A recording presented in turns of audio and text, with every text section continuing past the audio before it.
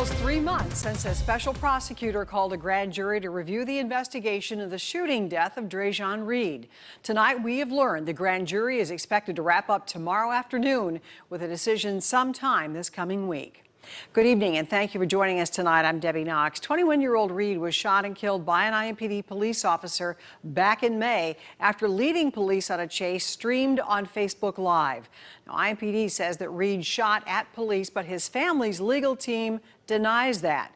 State police and a special prosecutor led the investigation, with the special prosecutor assigning the case to a grand jury.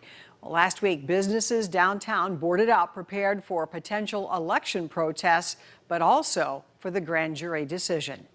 The community members on the jury are deciding if an indictment should be brought against IMPD officer DeJour Mercer, who fatally shot Reed. CBS 4's Darius Johnson shows us how the decision of the grand jury comes about.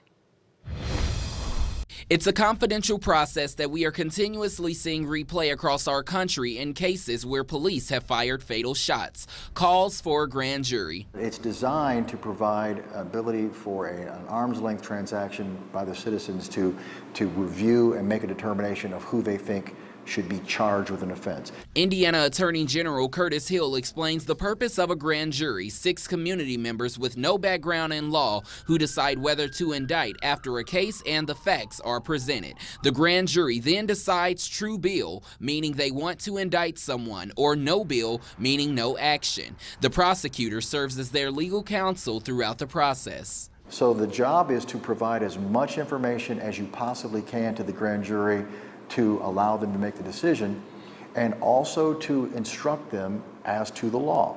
Even going as far as laying out a list of potential charges. However, the grand jury has no responsibility to prove the offenses, but the prosecutor and judge are required to move forward without question. Keep in mind that they have no responsibility for proving the offense or participating in the trial.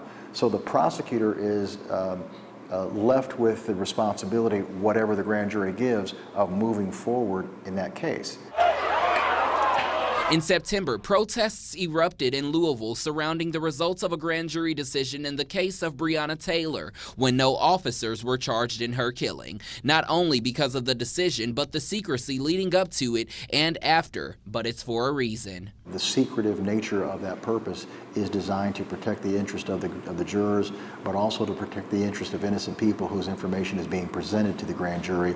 As the decision of Dre'Jon Reed looms, some wonder if the unrest in May will repeat itself, so businesses have already prepared. Hill says regardless of the outcome, people will be upset. Sometimes you don't get the result that you would like. In fact, that's typically what these things are all about. People will say, well, we want justice. No, you want what you want. You want a result that satisfies you. And sometimes in justice, the result is not satisfying. And that's what we're up against. Reporting in Indianapolis, I'm Darius Johnson. Darius, thank you. And we did reach out to the attorney representing the Reed family about the potential decision. They sent us a statement that reads in part, "We are hopeful the grand jury will see through the lies of IMPD, listen to the truth from eyewitnesses, and lead the way to justice with a decision to indict."